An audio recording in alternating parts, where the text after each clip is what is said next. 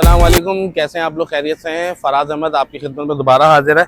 अच्छा, जो बेल्टा barrier town में ख़राब हो गई थी वो आज बनवाने लेके आए हैं, तो एक नए बंदे से आपका इंट्रोडक्शन करवा रहा हूँ जो माशाल्लाह नॉर्थ के माशाल्लाह नामी ग्रामी बड़े अच्छे सस्पेंशन वाले हैं और मेरा बहुत अच्छा लिंक रहा है इनसे। बहुत रीज़नेबल काम है और मतलब बहुत अच्छी चीज़ ये है कि यार ये काम के साथ साथ गाइडलाइन बहुत अच्छी देते हैं। तो मैं ये चाह रहा था कि मैं उनसे आपकी मुलाकात भी करवाता और उनसे बताता भी कि हमें क्या क्या चीज़ें, अभी जैसे बारिश का सीज़न आने वाला है इंशाल्लाह तो उसमें हमने क्या क्या सेफ्टी करनी चाहिए।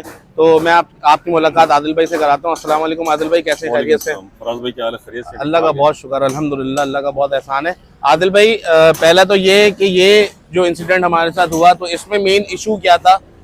भाई असल में मसला ये है कि लोग जो है गाड़ी को चला रहे होते हैं और एक्सेल के बूट का बिल्कुल भी ख्याल नहीं रखते। उसकी वजह से जो है फराज भाई ग्रीस सारी बाहर निकल जाती है और एक्सेल खुश्क हो जाता है। उसकी वजह से पानी जाए और तो जल्दी टूट जाता है। अगर बारिश का सीजन नहीं है तो वो वक्ता वक्ता आवाज़ करना शुरू कर देता है। सही है। तो उसके बाद वो एक लम्हा ऐसा आता है कि वो गाड़ी कई बार भी खड़ी हो जाती है, एक्सेल टूट जाता है।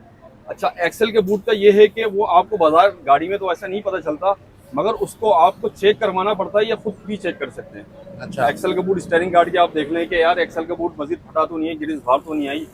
ये है कि आप उस तकलीफ से बच जाएंगे जो रोड पे गाड़ी खड़ी हो जाती है, उससे आप बच जाएंगे, आपकी परेशानी नहीं होगी। लेकिन आदिल भाई इसमें तो जैसे हम लोग समझ रहे थे कि एक्सेल टूटा है, इसमें एक्सेल नहीं टूटा। एक्सेल नहीं टूटा, इसमें ये हुआ है कि इसका जो रॉड है ना वो आउटर से बाहर निकल गई, उसने लॉक ने छोड़ दिया। ठीक है। उसकी वजह से बूट भी फट गया और उसकी वजह से गोलियां वगैरह भी सारी बाहर आ गई उसकी। अच्छा अच्छा। हाँ, मगर उसकी सूरत में ये है कि फिर भी आप जो है ना इसको एहतियातन चेक करा करें।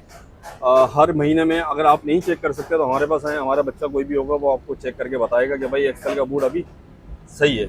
अगर फटा हुआ तो फ़ौरन चेंज हो जाएगा, उसका खर्चा भी कम होता है और बड़े खर्चे से भी आप बच जाएंगे।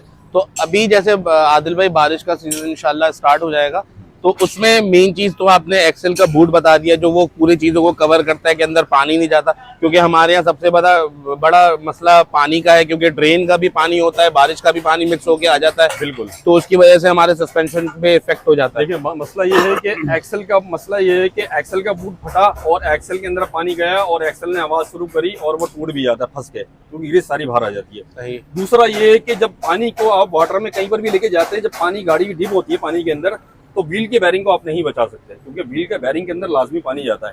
व्हील का बैरिंग नुकसान नहीं करता, मगर उसकी बारिश के बाद महीने 1.5 महीने के बाद फिर उसकी गूंज आना शुरू हो जाती है, लाइफ कम हो जाती है। लाइफ कम हो जाती है। तो मतलब इसमें जैसे आदिल भाई, तो मतलब जैपनीज बेयरिंग जो आते हैं तो वो डालना बेहतर है या चाइना वाले? कहते हैं कि जैपनीज वाले थोड़े ड्यूरेबल होते हैं, चलते हैं। देखिए जापानी बैरिंग जो है ना उसकी क्वालिटी बहुत अच्छी होती है, हाई टेम्परेचर ग्रीस भी उसके अंदर होती है, और दूसरा ये है कि उसकी लाइफ टाइम चलता है ना वो।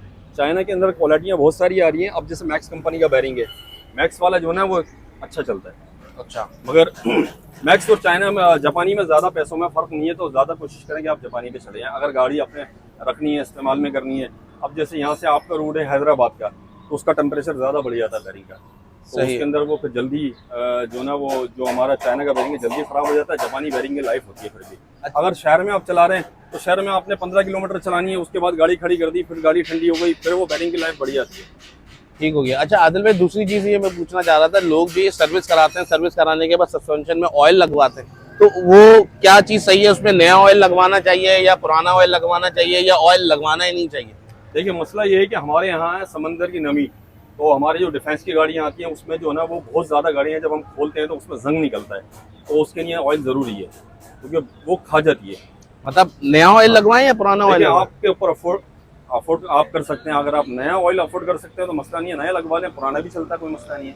अच्छा अच्छा अच्छा, ठीक है। बाकी ये है कि आदिल भाई ने बड़ी अच्छी एडवाइस दी जो आप लोगों के लिए, हमारे लिए बहुत काम की चीज़ें हैं, क्योंकि यार गाड़ी के अंदर 50 चीज़ें हैं, क्योंकि इंजन भी है, इंजन का भी ख्याल रखना पड़ता है। जैसे इंसान होता है ना यार, इंसान अपने चेकअप के लिए अपने टेस्ट करवाता है, इसी तरीके से गाड़ी का हमने थोड़ा सा ख्याल रखना होता है, कूलेंट का ख्याल रखना होता है, ऑयल का ख्याल रखना पड़ता है हमने, तो इसी तरीके से सस्पेंशन का भी हमें इसमें ख्याल रखना पड़ता है।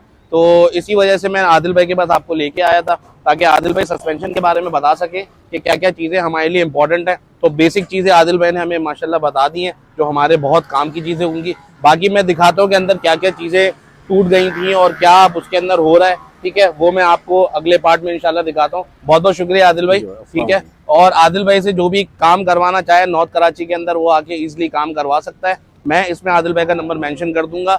और हमारे रेफरेंस से, हसन ऑटोज के रेफरेंस से कोई भी यहाँ पर आएगा तो इंशाल्लाह आदिल भाई उसको डिस्काउंट मिलेगा या मतलब? बिल्कुल मिलेगा। ठीक है, थैंक यू, जज़ाकल्लाह खैर। ठीक है, तो नेक्स्ट वीडियो के लिए हमारे साथ रहिएगा। फराज अहमद को इजाजत दीजिए। अस्सलाम।